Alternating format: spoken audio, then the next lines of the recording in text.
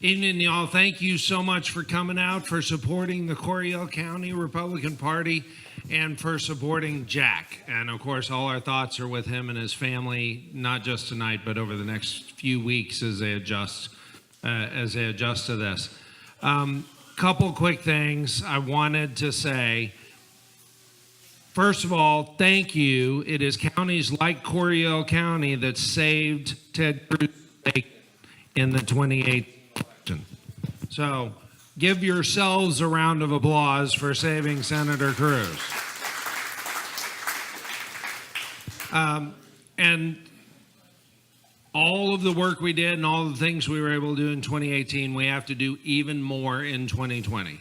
And so as state party chair, I'm blessed to have people on the team like Jack and great county chairs like Jack and great county parties like you all to help with that.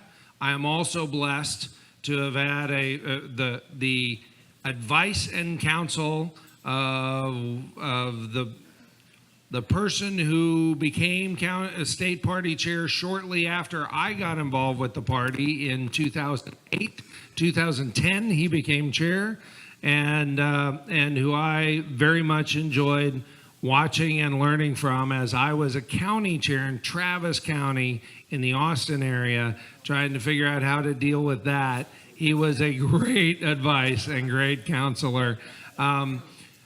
Steve Munesteri had a career as an attorney and boxing promoter and a bunch of other really interesting things.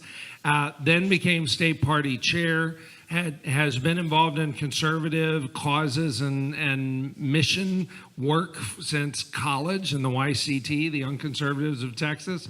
And after doing a fantastic job as state party chair, he went to work on a presidential campaign and ended up serving 2 years as special deputy assistant to the president, right? Did I get that right? Their titles are crazy convoluted. He was in the executive office building and the West Wing for 2 years inside in the Trump White House, making sure things happened well. Join me in welcoming Chairman Steve Munesteri.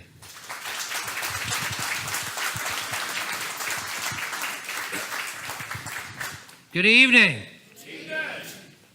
Y'all can do better than that. Fired up Republicans, good evening. Well, I'm old enough to remember when we didn't have Reagan dinners. We had Lincoln dinners. And the reason, now I'm not from the age of Lincoln, although I'll tell you, at the Trump White House, most of the staffers are in their 20s and 30s. And at one of the meetings, they did ask what President Lincoln would have thought of, and they asked that to me directly. And the reason we had Lincoln dinners was it was thought that that was the most significant Republican president along with the first. Somebody who changed the direction of the country and changed the future of all of us in our generations. And then Ronald Reagan came along. And for people like myself, and I worked in the 1976 Reagan campaign, and I was the state chairman for Young Texans for Reagan in 1980. And I went to the National Convention where he battled Gerald Ford. For us, Reagan, for our generation, represented that person that took the country, which we felt was headed in the wrong direction, and turned it around and put it in the right direction. So today, there are Reagan-Lincoln dinners. I don't know of any Lincoln Day dinners, and then the Reagan dinners. And I think it's so appropriate we think about Reagan today because so much of what's occurring in Washington and with President Trump, if you think about it, have so many parallels to what it was like when Reagan came to change the country. Let me give you some examples. Ronald Reagan, by many on the left, was called a crazy man.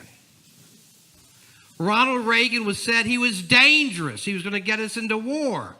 He was an amateur. He was an entertainer from Hollywood. He didn't know the political system. He was naive. He had ideas that wouldn't work. Does this sound familiar to anybody? Now today, The press and even the left quote him. They're talking about immigration and the border, and they were rereading Reagan's statement from the 80s. The same networks and the same people that if you go out to the Reagan ranch, they have a visitor center before you get there that has a whole floor devoted to how the media trashed him during that time. And I watched it. I went, and they used the most insulting language. Now, today, they say he's a hero, right? But that's not what the left said 30 years ago. And the reason they have to acknowledge he's a hero today is because of the track record, the facts, the history. Ronald Reagan inherited a United States that was depressed. And if you don't think that's true, go watch a Jimmy Carter speech and you will be depressed. You remember? He even gave a speech that was so bad, they called it the Murray's speech. And he never even used the word. Because when you watch it, you just got so depressed and felt like the country was in a funk. Because he talked to us about learning to live with less, that we had to wear a sweater. Now, guess this, Texans. He said, because we're running out of oil and fossil fuels. This is 40 years ago.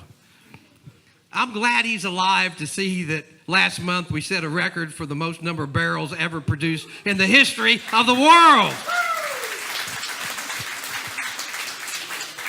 But he did. He put his little sweater on and said we needed to have 68 in the winter and 80 in the summer. It's so bad that in the White House, in the executive office building next door, some of the rooms, the historic rooms from the 1800s were ruined because he had lowered the ceilings because he was trying to keep the heat bills down. And we talked about stagflation, for any of you who remember this, that we were having such slow economic growth, and yet we were having, some people are nodding, bringing it back, right? And he talked about we were going to have slow economic growth and yet have inflation. And at the same time that was going on, we were in a death match with the Soviet Union. We felt like we weren't respected in the world anymore. Right after the Vietnam War, there were people who said we were never going to even use power again. We just had come out of a bad conflict. Iran took our hostages, and the president, I'll give him credit, Carter tried eventually to rescue them, but they did nothing about it from the start. They were so disrespected that they released them. Do you all remember this on the day President Reagan was there? Because our country was not respected. And what did Reagan do? The crazy entertainer that was dangerous for the world, that was the outsider. He inherited an economy where unemployment was 10.8%. Now, these revisionists at NBC, and I call that Pravda, and CNN, if you don't believe me, watch Rachel Maddow for about 5 minutes. It's she who shall not be named, right? So what they'll tell you is that President Obama had the worst economy of anybody from post-war, and he got us out of the ditch. Do you all remember that? These are the facts, folks. President Obama inherited an economy where unemployment peaked at 10.2. Reagan, 10.8. We have any Aggies here? All right, I'll explain this. 10.2 is below 10.8. I get them every time. Every time. Every time.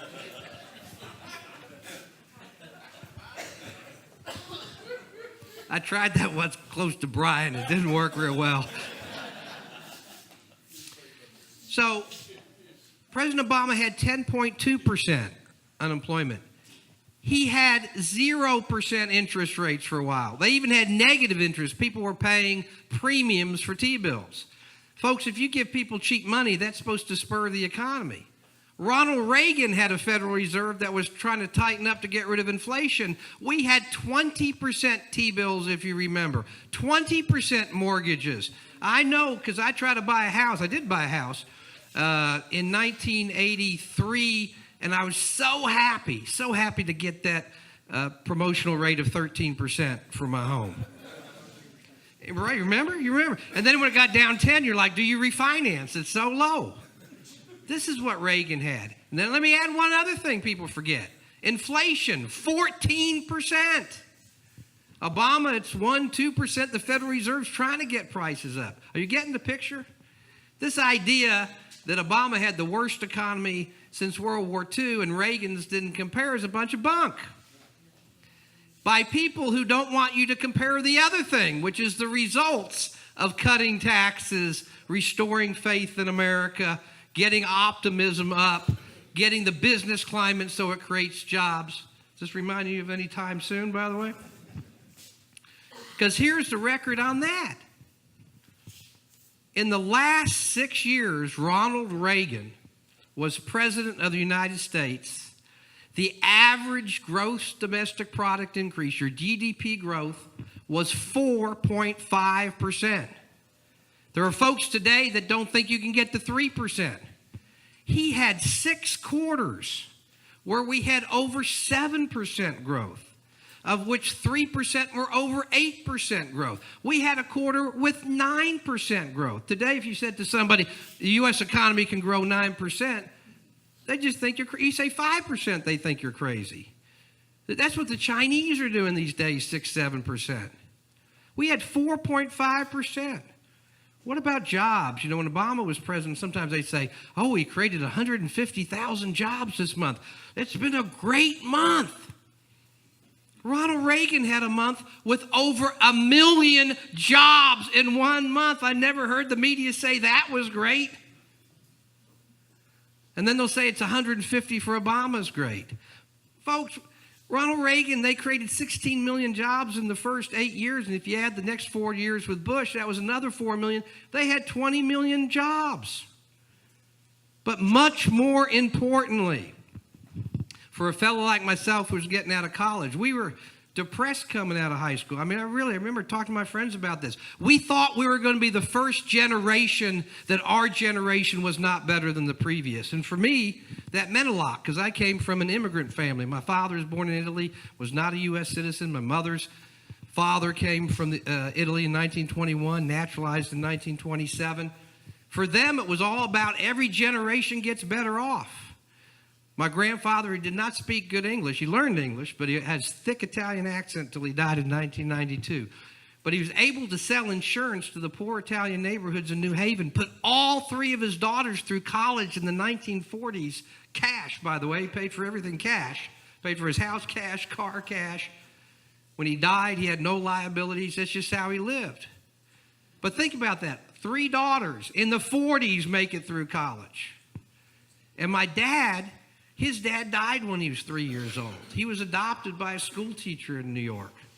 Coming over here from Italy, his mother was a school teacher. He worked his way 6 jobs through Yale University, and his brother went to Yale University and Yale Law School. My dad became president of several companies. Where else in America can that happen? Where else can their grandson buy a building in Houston, Texas, and name it after their grandfather? I've sold the building, but I think if you still go by it, it's a Salvatore Grasso professional building. People say, what the heck is that? And I said, you know what? I moved to Texas, and I noticed that the oil man Michael Halibut had the Halibut building, and then Nellie and Mellie Epson, they were oil. They had, heck, I wanted to get one too, so I put Salvatore Grasso on it. By the way, grasso in Italian means fat. And if you saw most of my family members, you'd understand why that is. But this is my idea. My point is, coming out of high school, I really didn't. My dad was a successful executive. I was thinking, I'm not going to make what my dad made.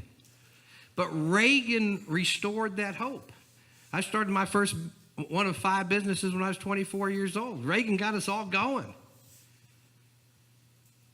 And now today, we hear those same things about our president. And what is the track record for our president?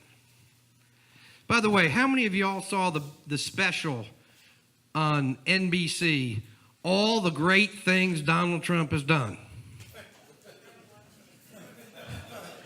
I was going to see if anybody thought there was, because they'd be a good person to trade with afterwards.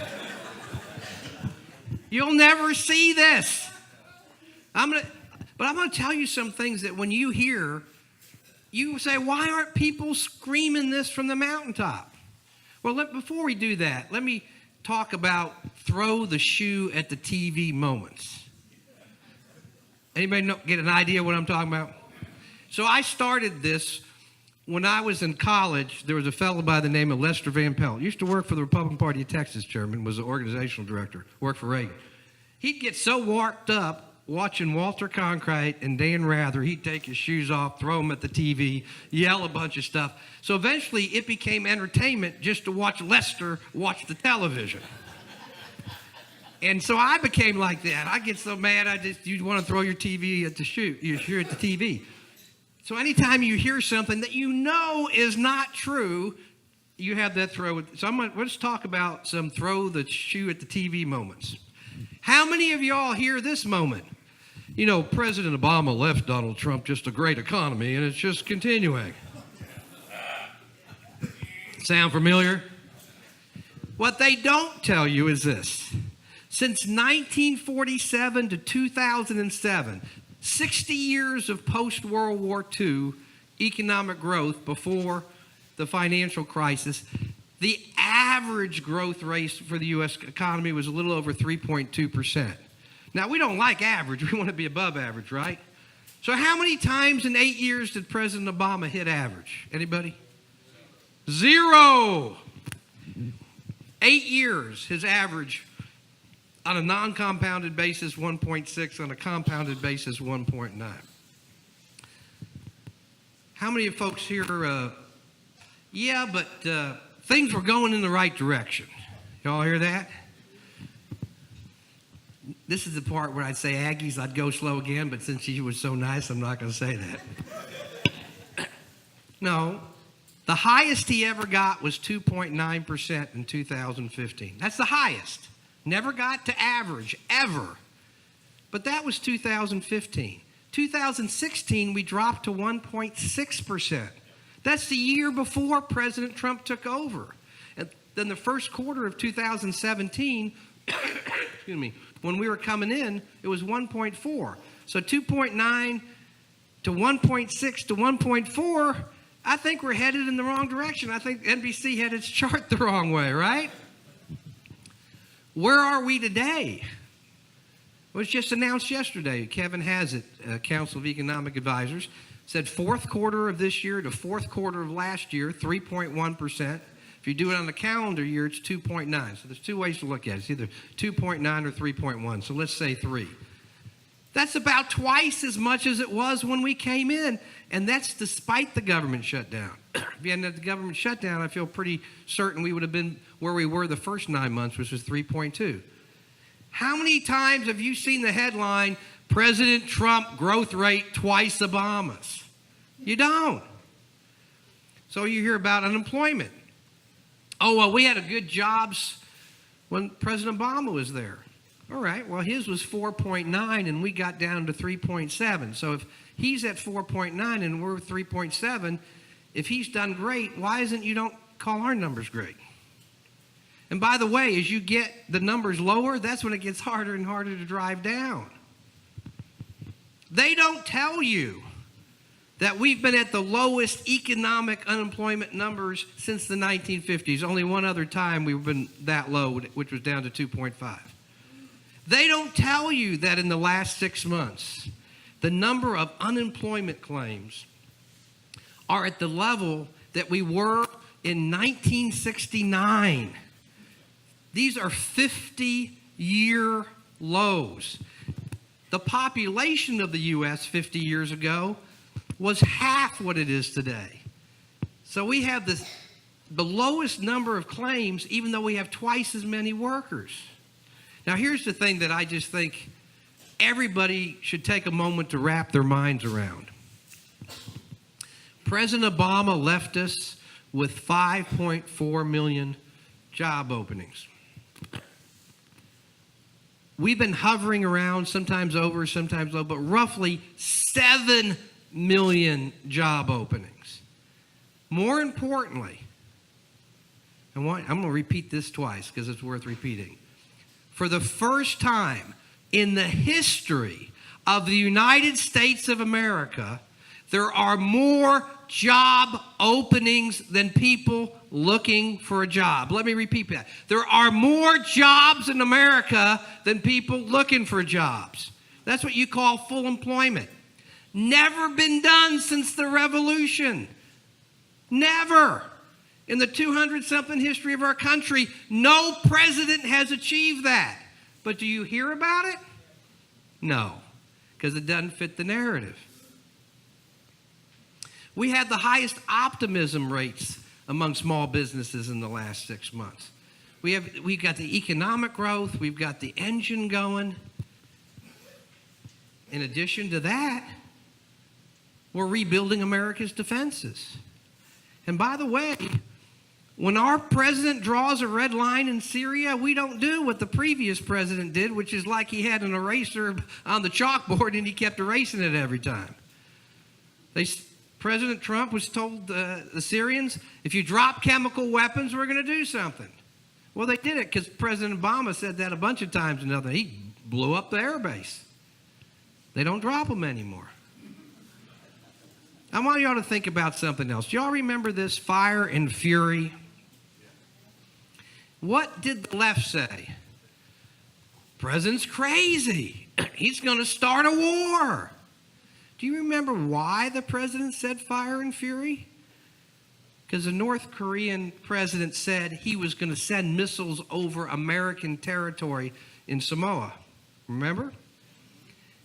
Did they send the missiles over after the president said that? No. Because people respect our power again. So we have a great story to tell. We are heading this country in the right direction because it's based on the premise that individuals can do better than government. And as Jack Kemp would say, it's based on the premise that you can't have employees without employers. That the left never figured that one out. But now we're in a battle. I never thought in my lifetime that the word socialism would be acceptable to so many Americans.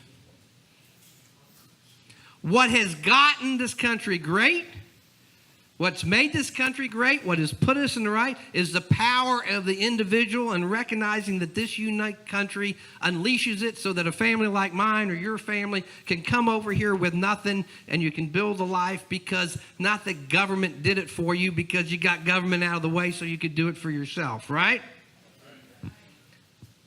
We know socialism doesn't work. I tell people, look at North Korea and South Korea. Which one would you want to live in? When it was West Germany and East Germany, same people, same resources, both destroyed after World War II. Which one do you want to live in? Do you want to live in Taiwan or you want to live in China? You want to live in Texas? You want to live in California? You all pick. Right? They are coming here, but we should accept them as economic and social refugees, right? I do favor an open border to California so long as the registered Republicans coming in. I'm going to put that down for the record. But we are in a fight for this, of a generation of people that are clueless that this social experiment doesn't work, and even if it did, we wouldn't want it because we don't want people telling us how to run our lives. But more importantly, why would we want to change directions when we have full employment? Why would we want to change directions? Here's another one I didn't even mention. We have the highest median income in the history of the United States, $63,000 and change. Or that last year, numbers got released this week, the average American family making that $63,000 made $2,000 more this year than they did the year before. $2,000 on 60-something thousand. We have the highest average hourly wage ever, 26.77 cents an hour. That's about $54,000 a year on a 40-hour week.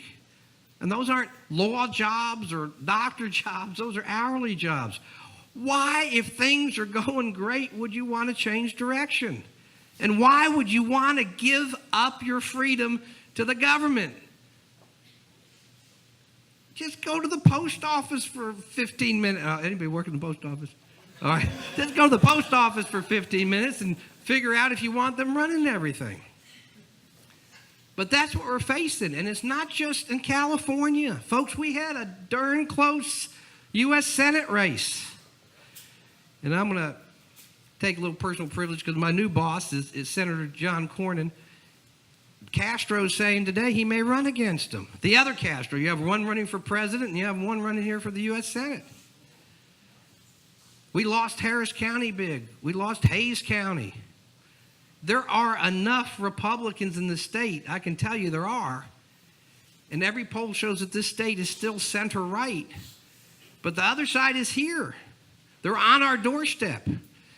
And all of us have got to decide, are we going to help Chairman Dickey? Are we going to help the local county party? Are we going to help our precinct? And I can't help but think as we're so close to Fort Hood, and I'll close with this. I got to go to 2 other Reagan Lincoln Day dinners recently. One was last night with Chairman Dickey down in Fort Bend, and Congressman Crenshaw, if you know him, he's got the eye patch. He reminds you every time he speaks, he doesn't have to utter a word, and you understand sacrifice, right? Earlier, I went to one in Williamson County where a guy by the name of Ambassador Serve, who was from Cambodia,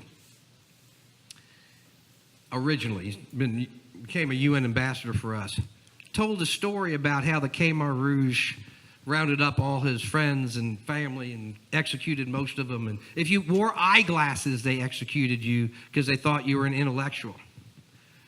Wanted to wipe out all freedom. And he was on a truck going someplace he didn't know, and he just decided they're probably going to kill me, so I might as well jump out of the truck and just start running through the jungle and try to go to Thailand, knowing if they shoot me, they shoot me. But if I stay here, I'm probably dead anyway. And he did it, and they missed him. But when he got to the jungle, the Khmer Rouge had put booby traps along the Thai border. And they had these bamboo chutes. And they were designed for the average Cambodian, to hit him right in the heart. But Ambassador Serve just happens to be a very tall man, and particularly tall for a Cambodian. So for his, it aimed right, and when he fell into the booby trap, it went through his legs and not through his heart. But it's got the bamboo shoots all through his legs, and he's down in a pit when this happens. And it had been 3 days, 3 nights, no food, no water when he got injured. And he climbs out, and he literally crawls to the Thailand border, bleeding, dying, and he made it. Those 2 gentlemen, looking at Dan Crenshaw, lost his eye, the ambassador who crawled over bamboo shoots for freedom. That's what it meant to him. Knowing we have Fort Hood close by, where every single man and woman who puts on a uniform, whether they're called to battle or not, have put themselves in the line of fire to be called for battle. They have taken that oath that they are ready at any time to give their life to protect those freedoms we were just talking about. Against socialism and communism. Nobody is asking anybody here to go through bamboo or to get shot at or to lose your eye. All the chairmans are asking is support your local county party, maybe get a sunburn on a Saturday because you're going door to door. But isn't our freedom worth that? Because, folks, we're in a battle. It may not be a battle on the battlefield, but we are in a political battle for the heart and soul of our country. But this battle has come to Texas. Right in here, right now, for this election coming up. So, everyone, when you leave here tonight, I just ask yourself a question. When you try to decide what you're going to do for Chairman Dickey in the state party or the chairman of the local party, how much is that freedom worth to you? Let it be a guide. I'll just tell you, for me and my family, it's been worth everything. Thank you all for having me.